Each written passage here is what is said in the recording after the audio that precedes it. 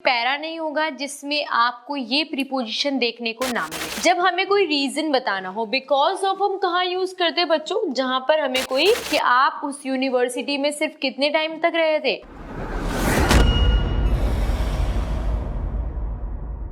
Hello students, welcome to our Learn India Everyday platform run by Alcaro Career Institute.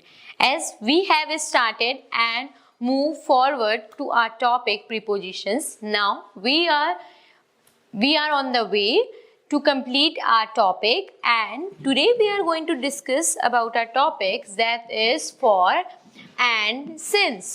So for ऐसा कोई sentence नहीं होगा, ऐसा कोई पैरा नहीं होगा जिसमें आपको ये प्रीपोजिशन देखने को ना मिले।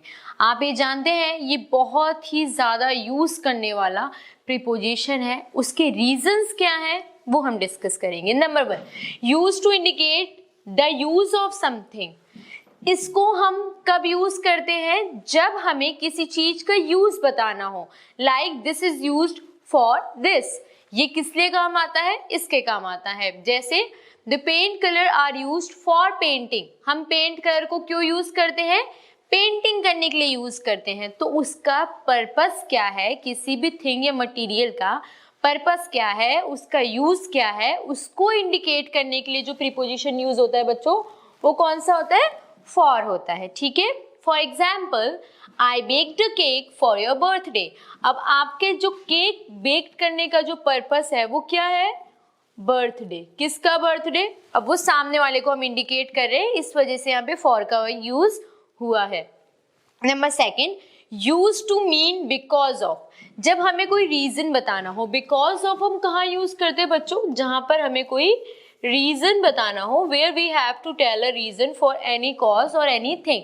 जहां पर हम किसी भी कॉज या किसी भी चीज के लिए कोई रीजन बताते हैं, वहां पर हम फॉर का यूज करते हैं। For example, I am so happy for you. मैं तुम्हारे लिए बहुत खुश हूं।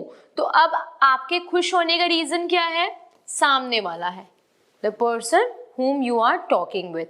आप जिससे बात कर रहे हैं, आपने उसको ये रिस्पॉन्स में कहा है कि मैं तुम्हारे लिए बहुत खुश हूँ, तो वो आपके हैप्पीनेस का रीज़न हुआ।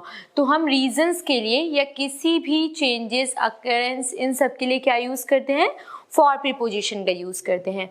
The next one, use to indicate time और ड्यूरेशन। ये आपको पता है, हमने टेंसेस में पढ़ा था, परफेक्ट कंटिन्यूअस पार्ट जो हमने प्रेजेंट, पास्ट और फ्यूचर के कंप्लीट किए थे, उसमें हमने ये पढ़ा था कि जब भी हमें पॉइंट ऑफ टाइम की बात करनी होती थी तो हम किसका यूज़ करते थे? फॉर का यूज़ करते थे। ठीक है।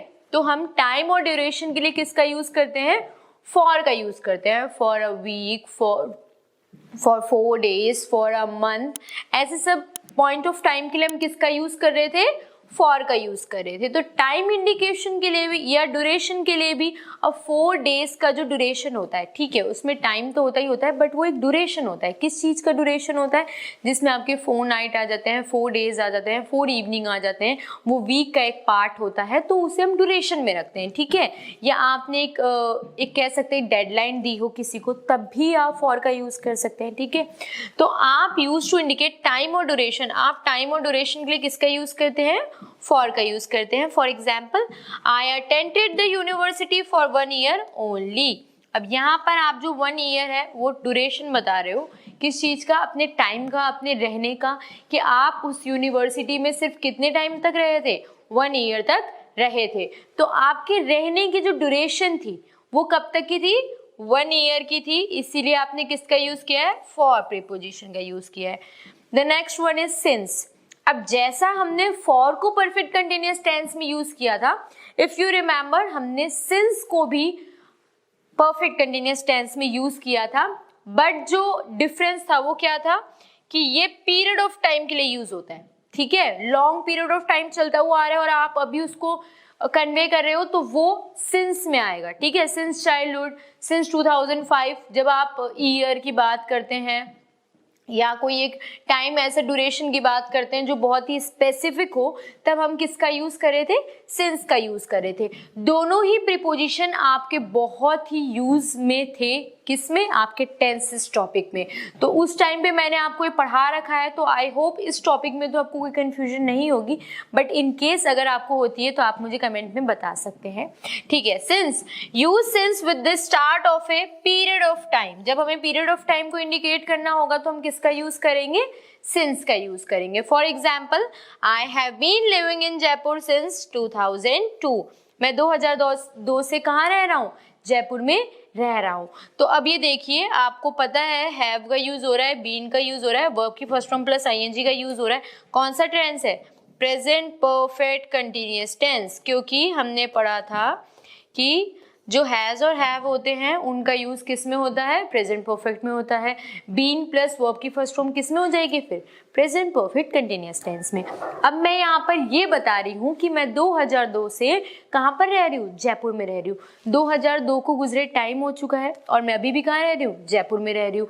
तो ये एक पीरियड ऑफ टाइम को इंडिकेट कर रहा है, 2002 और 2023 को, ठीक है। तो ये क्या है, आपका सिंस और फॉर का यूज है। मैंने इन दोनों टॉपिक को इसलिए लिया क्योंकि आपके टेंसेस में ये यूज हो चुके हैं, तो आई थॉट आपको इसमें कोई कंफ्यूजन नहीं होगा। मिलते हैं नेक्स्ट टॉपिक में। अब हम इसको लास्ट 2-3 वीडियोस में हम इस टॉपिक को भी कंप्लीट करके हमारा नया टॉपिक स्टार्ट करेंगे। तब तक के लिए ध्यान रखिए और मिलते हैं हम नेक्स्ट वीडियो में। Thank you.